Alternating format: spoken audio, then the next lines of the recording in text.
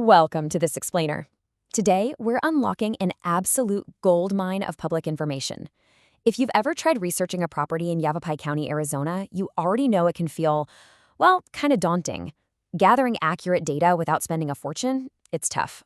But I'm here to promise you a clear, step-by-step method to totally bypass those expensive third-party data brokers. We're going to get you exactly what you need, entirely online and literally for free. Let's jump in. So, quick question for you.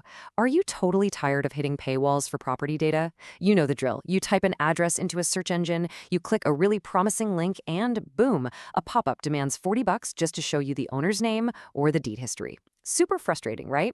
Well, here is the really interesting part. All of this real estate data is completely public and completely free. You just have to know exactly where to look in the county's digital archives.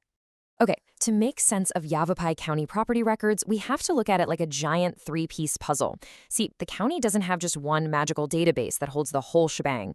Actually, scratch that, it's more like they intentionally use a decentralized system. The data you want is hiding in plain sight, split across three totally separate government offices: the assessor, the recorder, and the treasurer. Here's our roadmap for today. First, the property records puzzle. Second, the assessor for maps and values. Third, the recorder for deeds and titles. Fourth, the treasurer for taxes and billing. Fifth, pro tips and pitfalls. And finally, number 6, legal limits and disclaimers.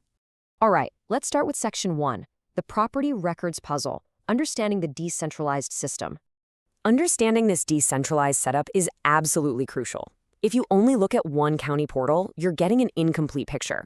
And honestly, that's a potentially dangerous lack of due diligence if you're planning a real estate deal. This breakdown lays it out perfectly. The assessor, they determine the parcel's value and maintain the physical maps. The recorder establishes legal ownership by holding the actual deeds.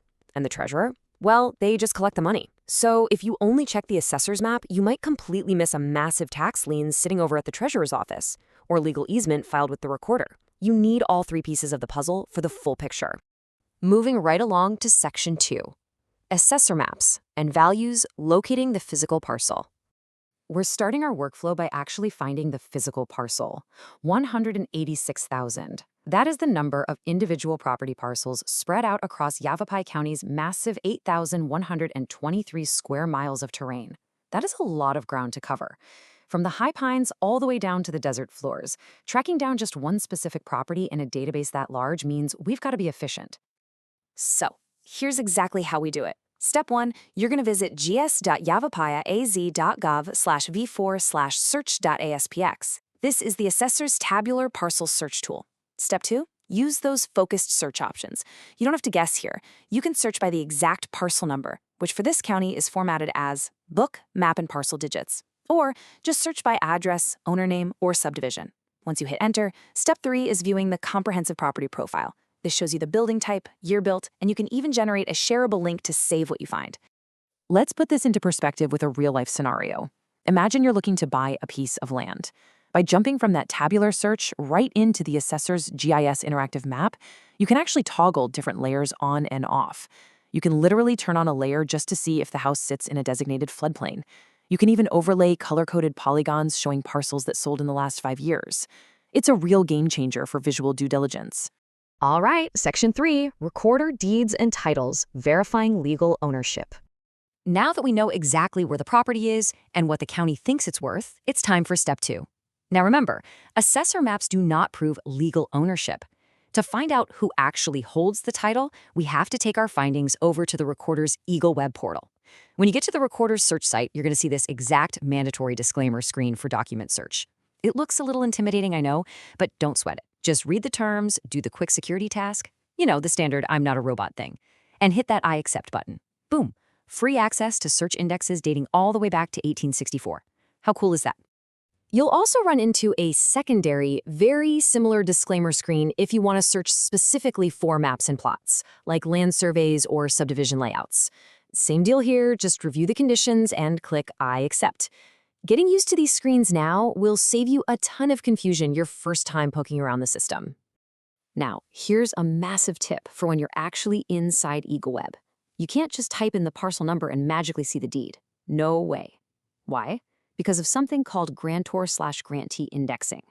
This is the legal method of organizing documents by the names of the involved parties, the buyer and the seller. Any legal descriptions or parcel numbers typed into the recorder's system are strictly there as a courtesy. They aren't fully searchable. You absolutely must search by the owner's name that you just found over at the assessor's office.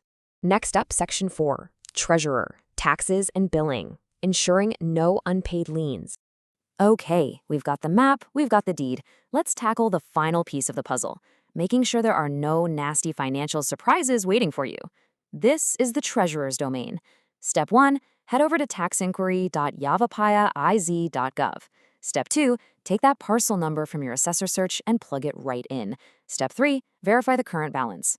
This portal tells you if the first and second half taxes are paid, if there's any delinquent history, or, yikes, if there's an active tax lien on the property. Delinquent taxes in Arizona can rack up a whopping 16% interest rate per year. You definitely do not want to skip this step. Moving on to Section 5, Pro Tips and Pitfalls, Efficient Searching and Troubleshooting. So you've got the framework down. Let's do a quick reality check because navigating government databases isn't always smooth sailing. Here's how to troubleshoot like an absolute pro. First, always remember, the recorder indexes by name, not parcel number. Second, assessor values do not establish legal title. Only a recorded deed does. Third, and I highly recommend this, sign up for the county's free recorded document alert. It shoots you an email instantly if any document is recorded under your name. It's an incredible way to prevent title fraud. And finally, if you ever need an official, unwatermarked, certified copy of a document, you can request it by mail from the recorder for literally just $1 per page, plus a tiny certification fee. Let's also clear up something that confuses almost every beginner. The assessor's notice of value is not a bill. The assessor's only job is to determine your property's taxable limited property value. The treasurer's tax bill? That's the actual money you owe, which is calculated by applying local tax rates to that assessor's value. Remember, 2 separate offices, 2 totally separate functions.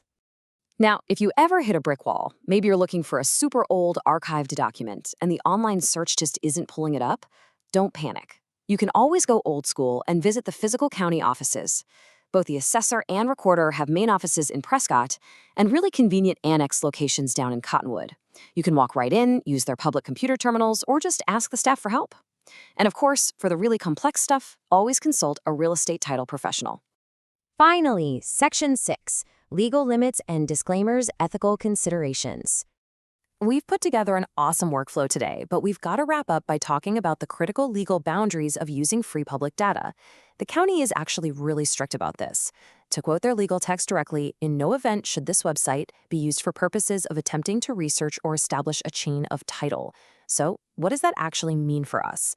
It means that while our 3-step workflow is fantastic for initial research and basic due diligence, it absolutely does not replace a legally binding professional title search backed by real title insurance. And hey, that brings me to my very own mandatory disclaimer. This explainer is strictly for educational purposes only. The information we're looking at might not reflect the absolute most current legal developments or real-time recorded filings. You must always verify details independently through the official Yavapai County channels. So what do you think? Are you ready to piece together the property puzzle for your very next real estate search? By understanding exactly how the assessor, recorder, and treasurer work together, you now hold the keys to access thousands of records without spending a single dime. Honestly, go try running this process on your own property today just to see how it works. Thank you so much for hanging out with me for this explainer. If you found this breakdown helpful, make sure to subscribe so you never miss out on future insights. Happy searching, everyone!